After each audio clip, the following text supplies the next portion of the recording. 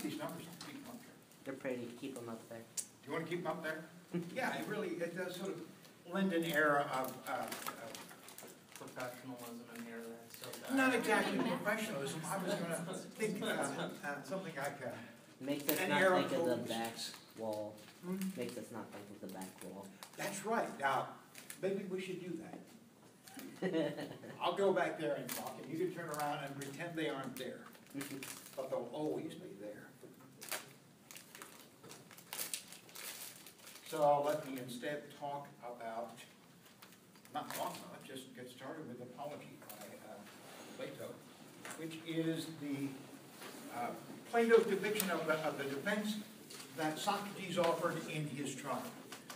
There are, in Plato's works, there are bits and pieces of ideas of what the prosecution case was like, but this was not meant to, this particular work was not meant to include the prosecution case at all. It meant merely to be a way for Athens and maybe history to remember what Socrates had to say in his defense. And as I said probably a couple of weeks ago, Xenophon, the historian, also wrote something about the trial of Socrates, and his depiction and Plato's pretty close to each other. So there's a lot of reason to believe, and it's first of all reason to believe they didn't really get in cahoots with one another. As I said, Xenophon had been exiled; it was not in the country when the trial took place. Plato was in the neighborhood, was actually at the trial, and wrote probably not long after after the trial, wrote his remembrances of the defense. So while it's likely to be somewhat embellished, it's also likely to have a lot of the core elements of what he said in the trial. So we'll let that stand as it is. The Athenian trials, Athenian juries, because this is really a lot about the jury. Athenian juries would vary wildly in number, depending on lots of things. One of the most important things was how important was the trial. If it was perceived to be an important trial, a trial of national importance, about something prominent or someone prominent, about a kind of a crime that was sort of a very sensational crime, the jury would be large. And there are two reasons for that. One is that in crimes of national importance, it was important for the jury to be perceived as speaking for Athens. And the more people there would be on the jury, the more likelihood it would be thought that the voice of Athens has spoken in this verdict. And for smaller ones, little personal injury suits, you didn't have to have a big jury because let's say the moment was not important, or at least for Athens. It was important for the two litigants, but not for Athens. This is a case in which the jury was important, or the outcome was important for Athens. And so there were 501 people. I'll talk about that number later when we get near the end of the trial. But there were 500 jurors in this. So it was a big place, and it needed to be held in actually more or less of an amphitheater, or at least it was in a much larger area than a normal courtroom would have been. The other reason why it was important to have a large jury was that jury tampering was not unknown in those days, and in fact, it was far too common. First of all, there's no judge, any real judge presiding over the case. Now, there was sort of a chief archon, was sort of the head magistrate of Athens, but his job was mainly sort of ceremonial. He didn't sort of dirty his hands, even with the most important trials. He made certain all the paperwork was right, he made certain everything was set up, sort of kept the court calendar, but didn't really participate. So when the jury came along and was about to deliberate or a trial started, the ability of someone to bribe members of the jury was pretty straightforward. And while it was not permitted, and while it was thought to be a crime, was in fact a crime, it happened so frequently that one of the reasons why important cases had big juries was also that it was felt that no matter how good the bribery was, you couldn't bribe everybody.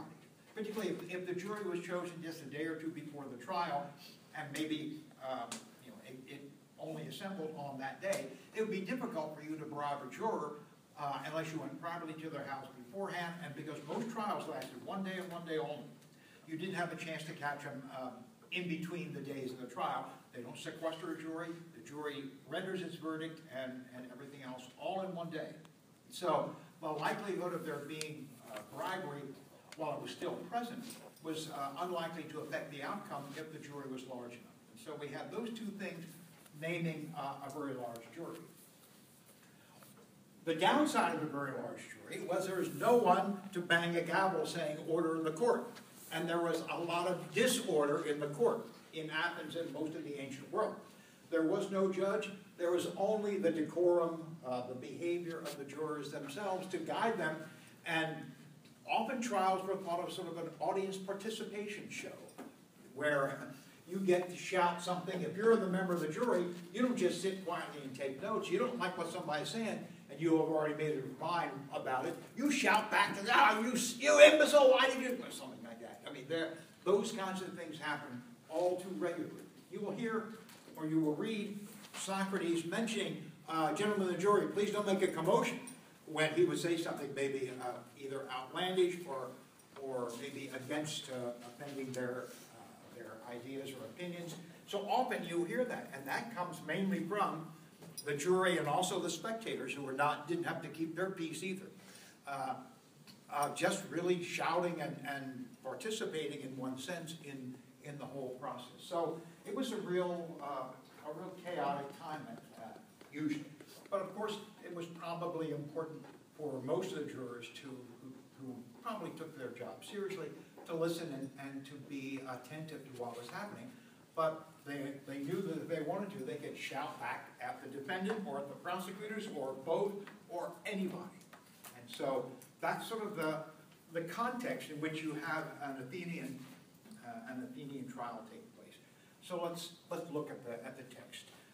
Before we look at that, let me also remind you, I put a couple of videos up that I think are very worthwhile. I think all my videos are worthwhile. But the two I put up are by Professor Smith of Yale. And there are a couple of interesting things about Professor Smith. He's a great political philosopher. And so most of what he will be talking to you about in his lectures on apology and then Crito. And let me say, I put that as a note on the video thing. But the second video, the one that's called Crito, really contains a continuation of Smith's ideas about apology, and then segues into Crito. Because he's a political philosopher, he is really talking mostly about, you might say, the political outcome, the idea of philosopher or citizen, and those kinds of roles within Athens. And so his view is that way. I really like what he has to say. I endorse his scholarship very much. I'm taking a different path, but I think it's worthwhile for you to know both of these ways of understanding apology and Crito, understanding the trial and its aftermath. And so I strongly endorse Professor Smith's work, and also you're assigned to watch it. I was thinking of having a test question over one of Smith's videos. I'm not sure. I haven't ruled it out entirely, but I know what the question would be, and I can even tell you right now, so you can be sure to get one right if you actually sat through the entire video. Something that might be somewhat taxing, I suppose. I was going to ask you to name exactly how many times he takes a sip of coffee in one of the two videos. It's a different number for each video. I think that'd be sort of, you see that, I mean, here's a guy making a lot more money than me. And he's at Yale, for God's sake. Rich people. You know, George W. Bush went to Yale. Lots of Supreme Court justices go to Yale. He's drinking coffee out of a paper damn cup.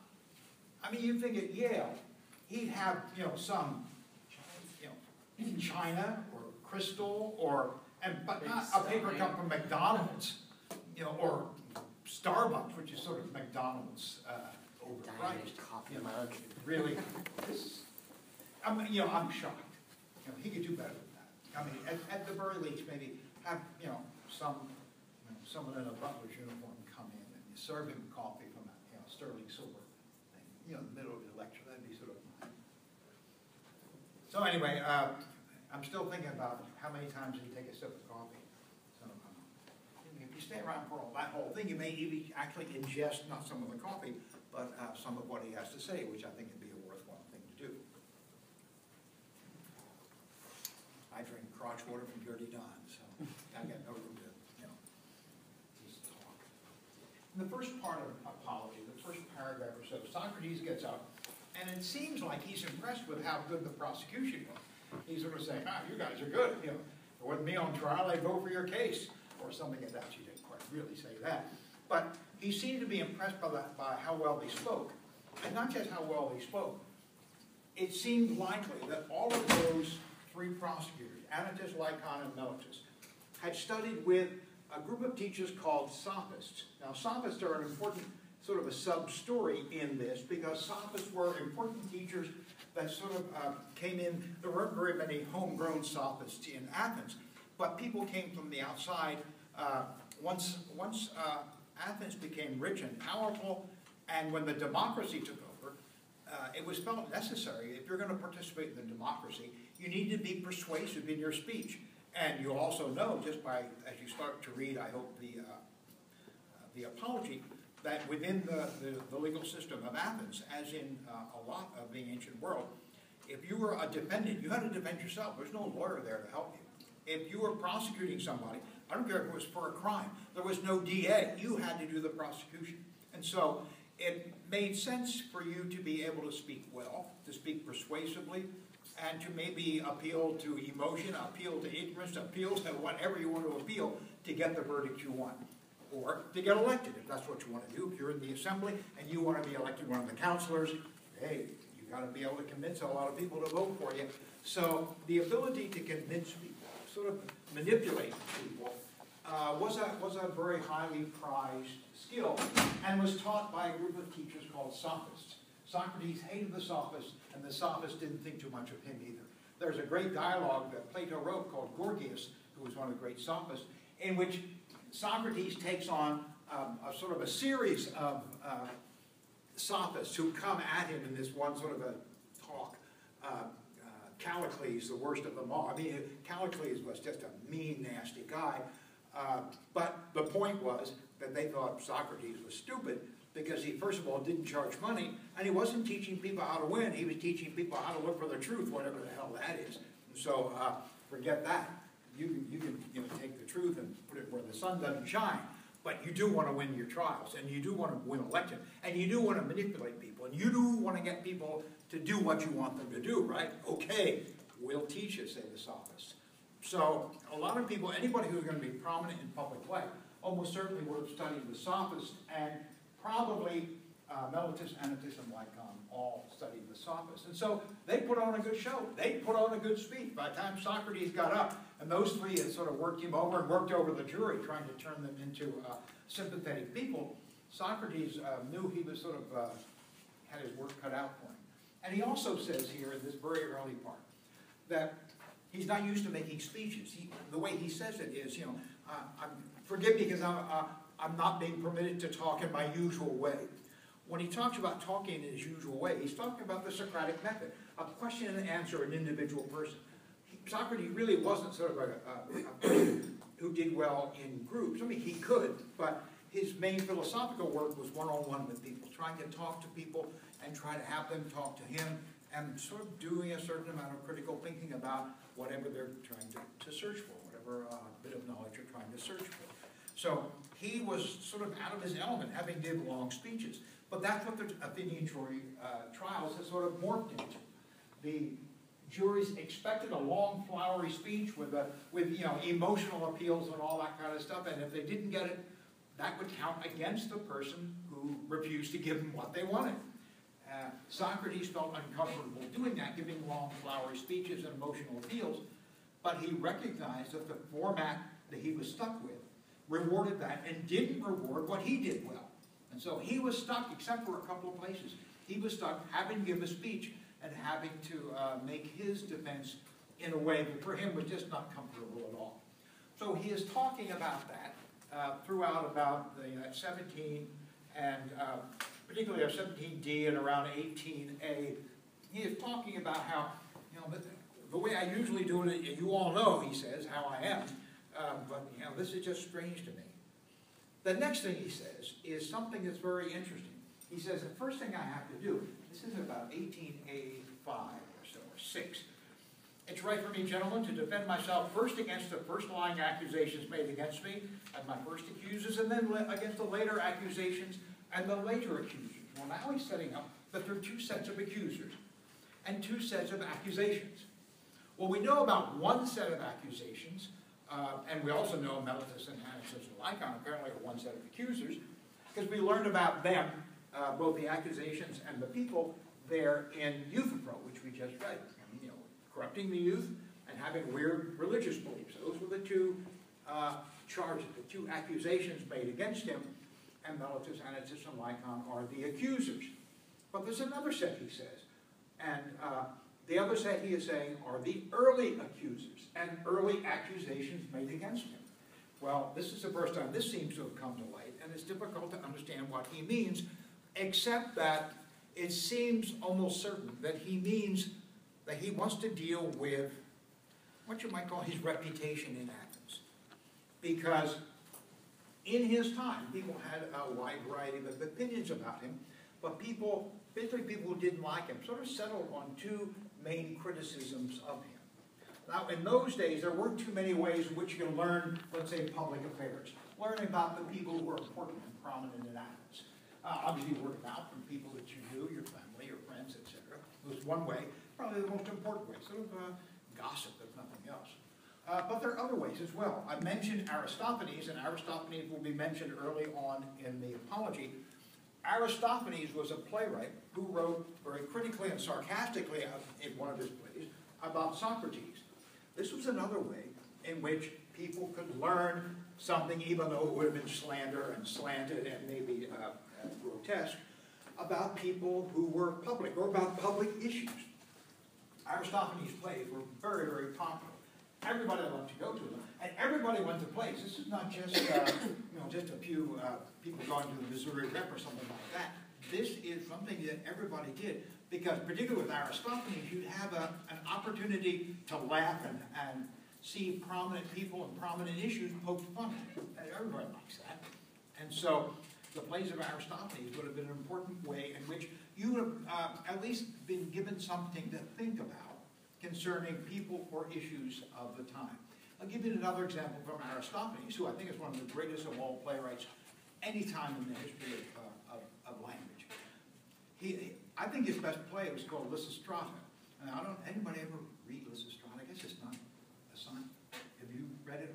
I haven't read it, no, but I've heard that name. It's a wonderful play. It's about the Peloponnesian War. Now, Socrates is being put on trial about 5 or 6 years after the end of the Peloponnesian War, which lasted 25 or 30 years. Horrible. And during the time the war was dragging on, near the end, but not when the end was in sight, Aristophanes wrote and produced this play, Lysistrata. It's really about the frustration of essentially guys coming home in body bags. I mean, they didn't have body bags in those days, but the idea that the best of our generation, the best of our people, are dying out there. Why are they dying? A very strong anti-war play.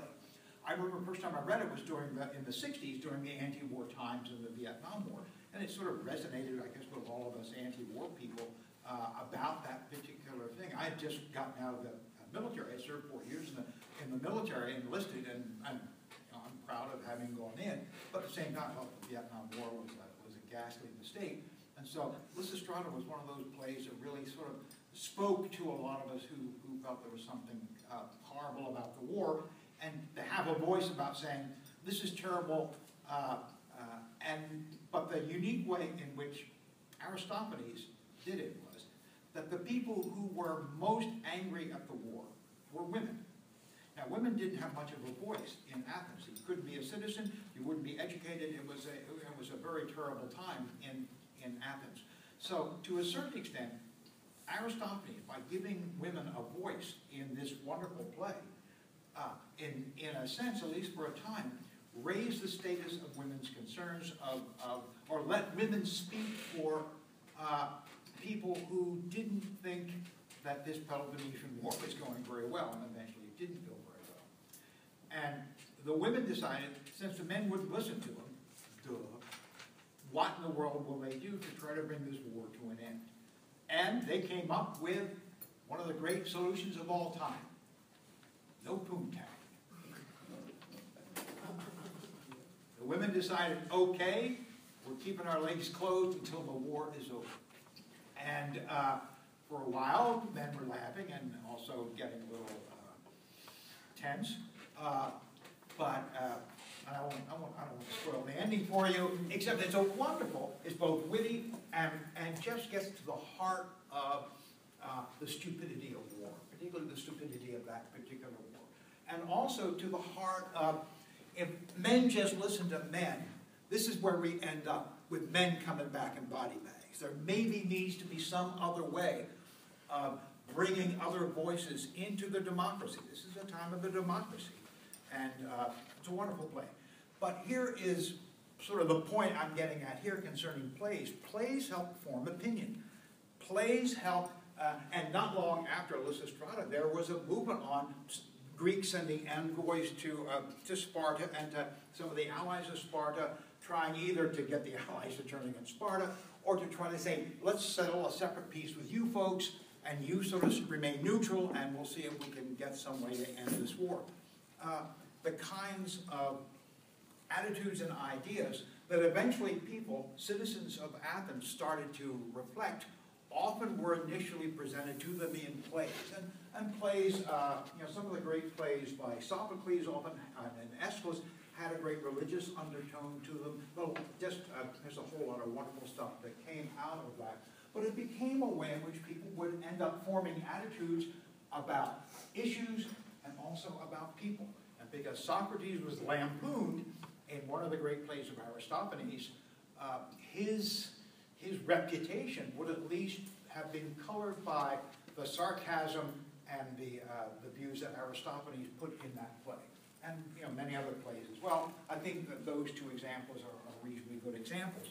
So if the first accusers and the first accusations are really about his reputation, then we maybe need to go and talk about that. Actually, we won't need to go and talk about it. We can actually talk about it right here if you want to.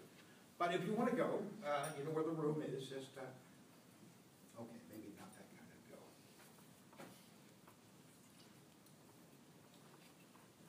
When Socrates talks about the lying accusers and accusations, he's not talking about particular people, because he doesn't know. I mean, he was 70 at the time. And maybe some members of the jury who have got this idea of who Socrates was, I mean, maybe a very negative idea, had been told by their families or friends or something like that. Maybe they went to a few plays, whatever it is. Socrates can't point to people and say, you taught your son wrong, or you taught that guy wrong, whatever it is. He's not saying that there are particular people he can point to as liars who made accusations against him. He is saying that every story about him came from somewhere. And wherever it came from, you all have it now. If you're the members of the jury, you're stuck with something that is an untruth, but it's likely to cost me my life. In fact, he says it. He says, I fear what you believe about me now, more than I fear the lies that Meletus, Anytus, and Lycon have just loosed upon you in the prosecution. That's nowhere near as dangerous as the things you already falsely believe about me. He says like some of them are like you were just saying, they were already going to be biased against him because of the stories they heard. But he said like they were told as children because of that. Oh yeah. So I was wondering, how long have people been hating on Socrates? Like, oh, probably at least at that point, probably 30 years or so. Oh yeah, it'd been quite a while. right. Yeah. So by this time, I mean, yeah, people had a whole lot of time in which to sort of build up this kind of hatred, or at the very least, a very negative opinion about Socrates. And because Socrates didn't really take the time to try to get, to change people's minds about him, he was only interested in changing people's minds about themselves, about what they believe, what they think, how they think. That he wasn't really interested in his own reputation. He more or less, throughout his life, has sort of said, well, I don't care about what people think about that. I care about what people think and how they think. But I don't care what they think of me. But now, unfortunately, he's come to a point in the road where he has to care what people thought about him. But he hasn't spent any time in the past trying to correct rumors, trying to show that he wasn't the person that everybody says he was. And so now he has a whole lot of catching up to do, and just, frankly, just a couple of hours in which to do it. I'm afraid I'll take longer than that, but that's just because I'm not as witty and terse as Socrates was. And I'm being paid by the word, and he wasn't. So. He corrected that I decided to become a sophist.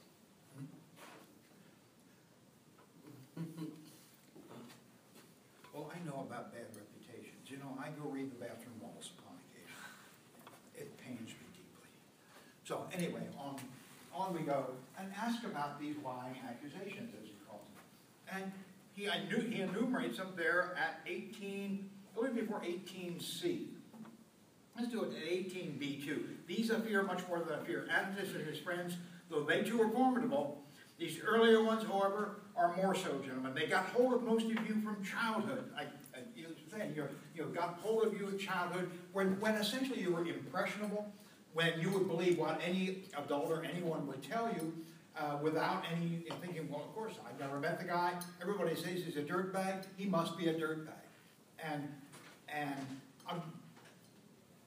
you can name almost anybody that you've never met that has a reputation, and you could go anywhere from Michael Jackson, Jeffrey Dahmer. I'm not saying these are two equal people by any stretch of the imagination, but there are people you hear about, people who hear stories about, and you've never met. I'm sure none of us have met these gentlemen, and yet the stories about them are pretty damn lurid, and so if you had to sit in a trial for one of these people, or someone who you only knew by reputation, but whose reputation was quite unsavory, what Socrates would say to you is, you're going to have a hard time putting that aside. You're supposed to put it aside. Everybody knows you're supposed to put aside your prejudice or whether you know this person. And there's nobody, no lawyer to say, well, you have a bad opinion, I'm going to excuse you. Socrates seemed to be saying everybody had to be excused if that were the case, because everybody had a bad opinion of Socrates. So his view is that everybody has a false but malicious idea of who he is. And he's got to, first of all, have people confront their own prejudice. Very important but difficult thing to do. And then explain why it's prejudice and why it's not fact. And that's going to be his task at the beginning of his defense, is try to deal with that. Because, as he says, if I can't deal with that, you're not going to give me a fair shake. The charges, you'll say, well, I know he's a dirtbag, so he probably did what Antipas said he did, string him up or something of that sort. So that's what he is talking about. So when we get here now to, he says, saying that, this is at about B6, saying that there's a man called Socrates, a wise man, a student of all things in the sky and below the earth, who makes the worse argument the stronger. Now, there actually are three things here. One, Socrates, a wise man, probably can't think of that as a negative thing. Although Socrates believes it's false. Socrates doesn't believe he knows anything worthwhile. And as I said when we talked about youth for all, I'll talk more about that when we get to that section of his defense. And it's not here yet, but we will get to it eventually. So we're going to say, being a wise man, he's not going to call that anything like bad-mouthing. Most of us would probably think it'd be nice if people would call us wise people. But the other two are what he wants to dispute, or at least try to have people understand why these came about. So I'm going to call these the early accusations. And we'll just have two of them, and we'll talk about each of them. I'll put them in pretty much the same way it is in the text. The first one is he studies the heavens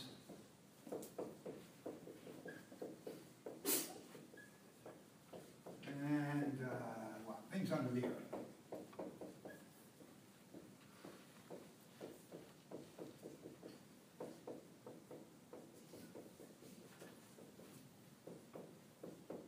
Well, let's start with this one, and then talk about the second one after I get to the first one. So I'll talk about the first one. And at first glance, it's really hard to see what the hell's wrong with that. What's wrong with, studying the heavens and things under the earth. And everybody in the jury would have known what he meant by this, because in a sense, these were code words. This was a phrase that everybody knew because essentially it was a way of saying something about Socrates and his character. But that was something local. That was something in his time that people understood. Nowadays, us in the 21st century, probably have no idea why this would be something that you would want to sort of distance yourself from. So I have to talk about why this is a bad thing and what it means, and we'll do that now. As I said, Professor Smith, this is just a little sidebar, Professor Smith deals with a large overview, particularly the political and social overview, and I think it does a great job. I'm getting down into the philosophical and personal details of the trial, which I like to deal with. I think both approaches give you a sort of a multi-layered look at this phenomenon of really one of the great trials of all time. So, studying things in the heavens and under the earth. To start off understanding, let's go back to Thales. We remember Thales on the timeline. Thales distinguished himself as a philosopher and by essentially being something of an outcast, of being willing to be an outcast. Well, that's not exactly what this is about, but it's a good starting point. He was willing to be an outcast and studied, well, he studied the things in the heavens and under the earth. And so that's where we can sort of start. Start with Thales. Thales professed to be a philosopher. People called him a philosopher. He was interested mainly in the heavens. He was interested in things on the ground. He was interested in the atmosphere. A story that Aristotle tells about him, a pretty interesting story, is that he studied climatology, Thales. He kept records of things and how patterns existed, seasonal patterns existed, and was one of the first people, because Aristotle was very interested in meteorology. In fact, he wrote a book called Meteorologica, which is one of the first of the great books about meteorology written in the ancient world. When I was a meteorologist and teaching meteorology, I had my own copy of the Meteorologica, and one of the things that's great about it is Aristotle gets so many things wrong, but still, what the hell?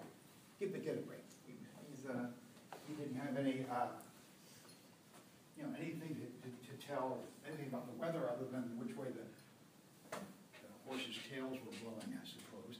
But Thales studied climatology, and Aristotle tells this interesting story because Thales, for most of his life, was belittled and was derided and thought as being useless. And that'll come into why this is an accusation, not just a description. And yet, one time in his studies of the climate and of the seasons, Thales predicted that the upcoming olive harvest was going to be bounteous. It was going to be incredibly great. This is, sort of even before the trees had budded, the olive trees. He could predict that. And so what he did, he took out early leases on all the olive presses that were available. Usually you wouldn't lease an olive press until a week before the harvest. When you said, okay, harvest is coming up pretty soon. What do you want? Let me borrow the olive press for a month, and then work a deal. He got leases really early because everybody wanted some money right then. He got them cheaply. He sort of cornered the market on olive presses. And then the harvest was fabulous. It was wonderful. He didn't care about pressing the olives. He didn't give a damn about olive oil. He probably did, but he just wanted to sort of sublease the olive presses out to frantic olive farmers who couldn't find any olive presses anywhere. And so he jacked up the price just enormously and leased them all out and made a pile of money. And Aristotle says after telling this story, he says that when people ask Thales, this is so out of character for Thales, he said, well, you're a philosopher, why would you want to do stuff like that? And he said, well, I didn't want to do it, I just needed some money, but there's a lot more that I'd rather do with my time than make money. I'd much rather think about the way the world is, but this gave me a chance to sort of put some drachmas away. And so we did.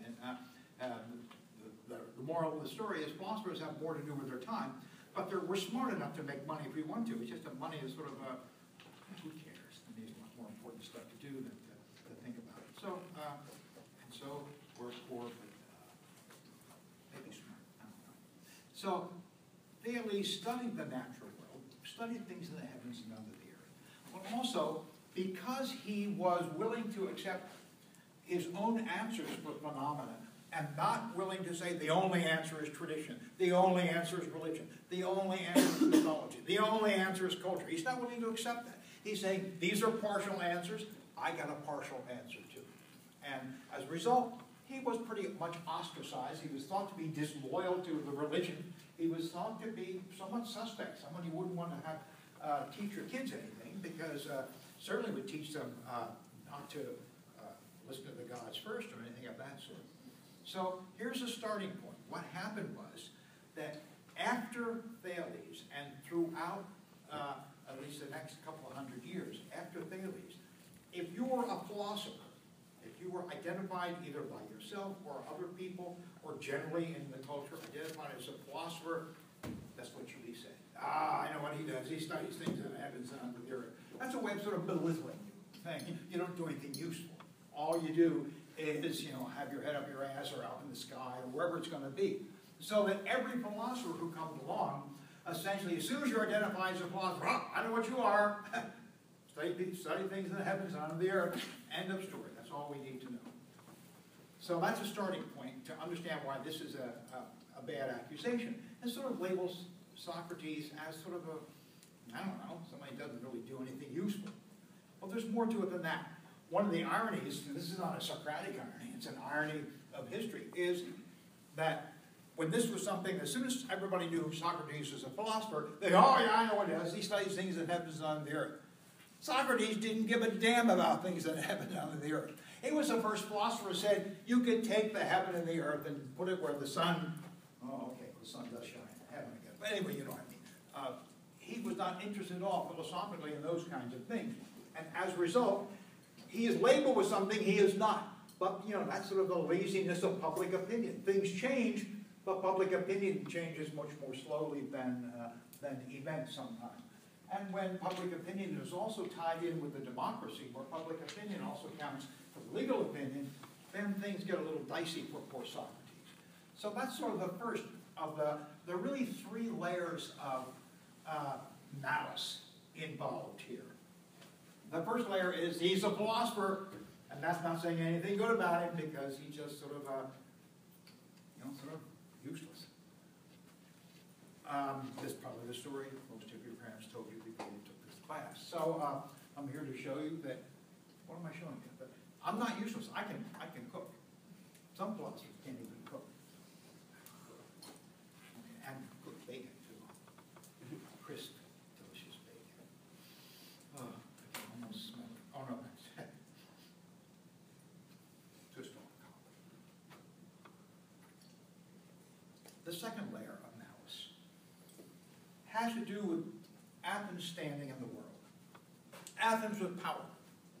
Athens was important. But what often is lost in ancient history is why were they powerful and important? And you probably think, well, they had a conquering army, they had the greatest navy in the world, they defeated the Persians when the Persians tried to take over the Peloponnesian Peninsula, they're engaged in a war with Sparta, a real warlike place. So we think it must be their military prowess that makes them an important and powerful country. But it wasn't primarily. Primarily, they were a commercial powerhouse. This was a rich country. They kept getting richer and richer. And in fact, its great navy, the greatest navy of its time, was not there to sort of maraud and defend itself. It was there because on the Peloponnesian Peninsula, there were certain things that if Athens was going to grow and have its economy grow, that didn't occur naturally or not in great enough quantities there on the peninsula. And there are two things, mainly cotton and timber.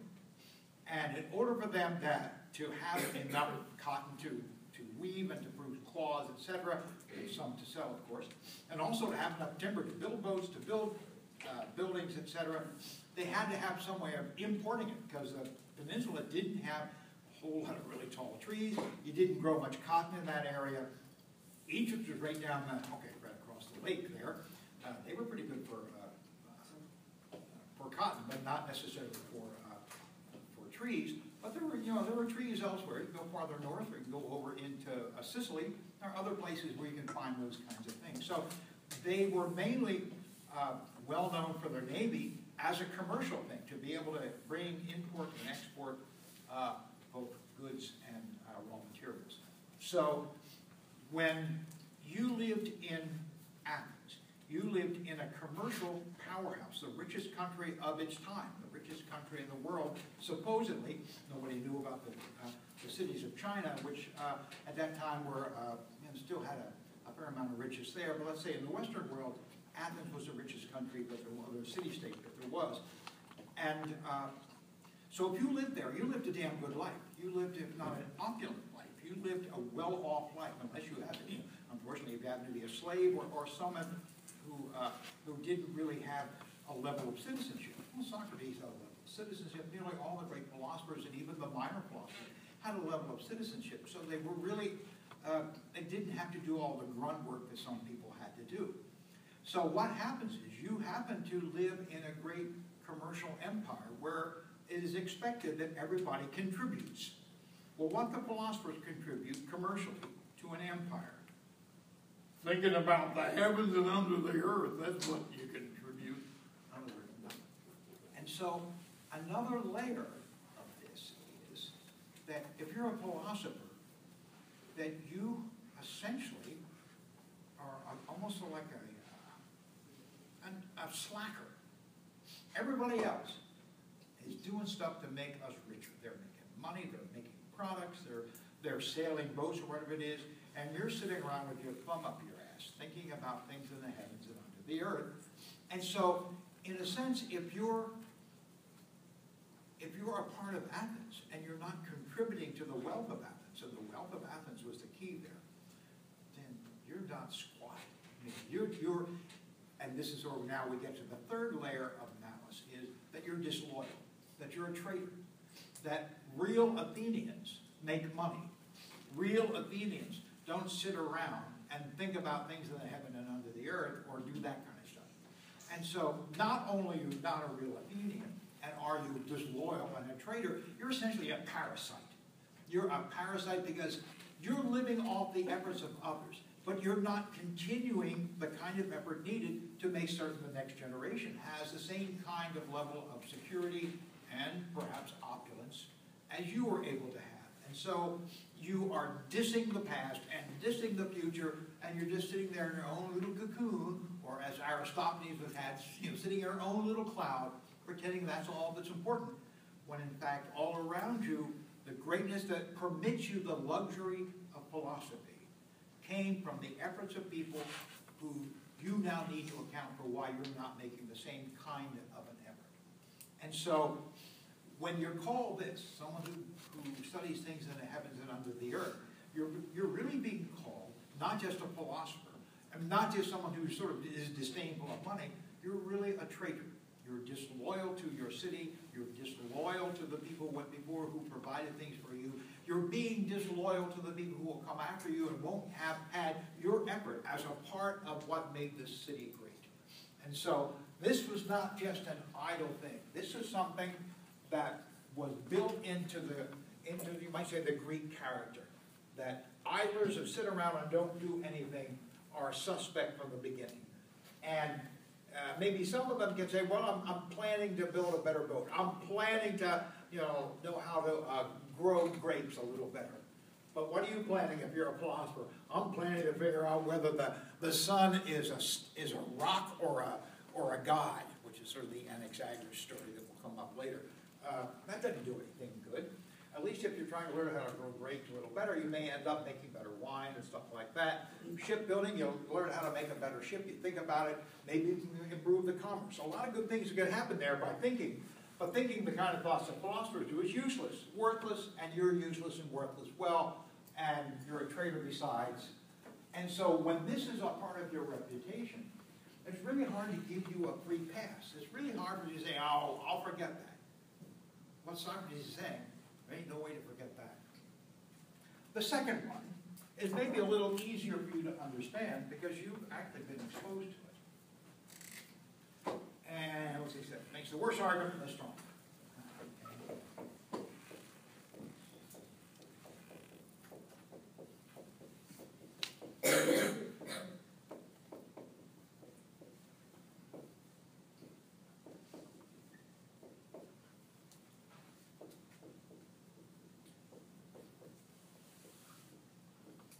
This particular accusation was not an accusation against all philosophers, although a lot of followers of Socrates would get this accusation. This is mainly sort of focused on Socrates. And the reason why I say you've already been exposed to it is that you've read Euthyphro. Euthyphro is a good example of the Socratic method. And this is really pretty much about the Socratic method. Socrates will talk in a few pages about how he got his reputation as a philosopher, because what he's trying to do is explain, first of all, how he got this reputation and why it's false. And so in doing that, he has to sort of reveal sort of a bit of his autobiography, a bit of his life story. But you've seen in Euthyphro a little hint as to what this means.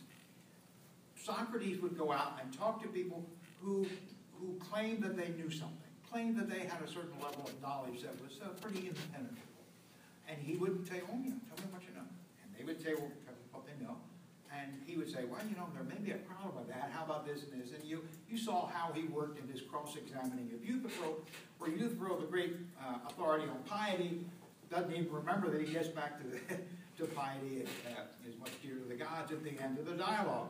So that Socrates was able to take people with a reputation for knowledge and show that they didn't know much of anything. And what his final result was that nearly everybody he talked to just didn't have the stuff.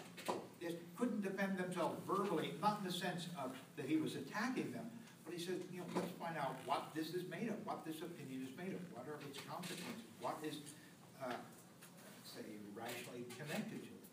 And he ended up revealing, and remember, he did all of this publicly. He was a public person. This was done, he talked about doing it in the money changers tables and the market and places like that. That's where the conversations would occur. Only rarely would they adjourn to somebody's house. Occasionally they did. Republic, the great work by Plato, starts out in the street, and it clearly shows that they're going to be spending a lot of time on this, and so that whatever ragtag gang of people were talking with him, they all go into the house of Cephalus, his name is, not the venereal disease, it's Cephalus. And that's where they start talking about this with a lot of other people there. But usually it's done on the street, where a lot of people could see, a lot of people could hear.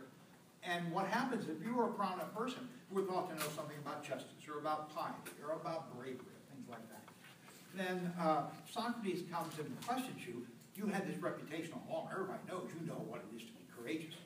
And Socrates essentially just runs rings around you, and you end up being revealed you don't know anything at all about what you claim to know. Now, how do you make up for this? I mean, you're a prominent person. You have a reputation to preserve. And suddenly this squat-looking guy with bug eyes pointing in two different directions, a nasty, smelly tunic, has just shown that you don't know what you're talking about. What you essentially do is, because you usually are surrounded by your posse, your bud, you travel with your people. Your way of saying it is, hey, Socrates messes with language. Socrates messes with you. Socrates uses logic and words to twist us around. He makes the worst argument seem stronger and the better argument seem worse. He is a person who can't be trusted because he will, we all know, I know what I'm talking about. He made it seem like I didn't know anything I was talking about. But we all know, I do know what I'm talking about. It's been proven by many people. I don't know this guy Socrates, though. He's a danger. He's a danger because in having you question my authority as a knowledgeable person, he is undermining all authority generally. And when you undermine all authority generally, you make for an unstable environment. That's sort of what Aristophanes was talking about. That the instability of questioning, and revealing even when it's justified. Revealing the ignorance of people who claim not to be ignorant. That's a dangerous thing. It's a destabilizing thing.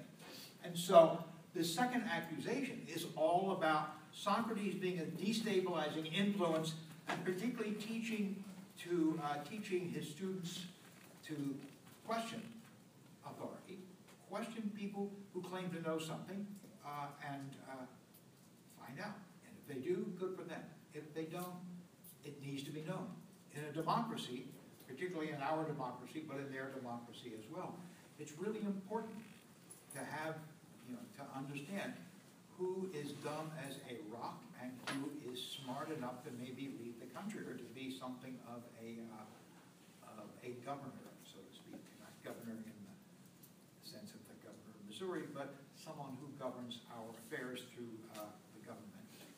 So here's what these early accusations were about. They really were about what people had come to believe about Socrates that was negative.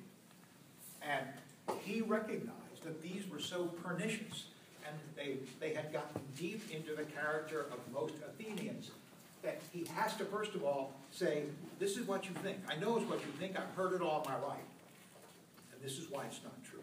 He hasn't yet told you why it's not true. That will come next. But right now he said, this is what you think, and I've got to work as hard as I can to show you that it's not true. So that's where we'll end. I'll try to give you an idea of where we are. I don't know where we are. I'm just poor country philosopher.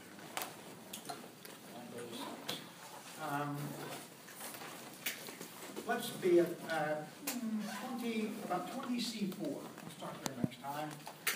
You can read the stuff that's in between if you wish, or you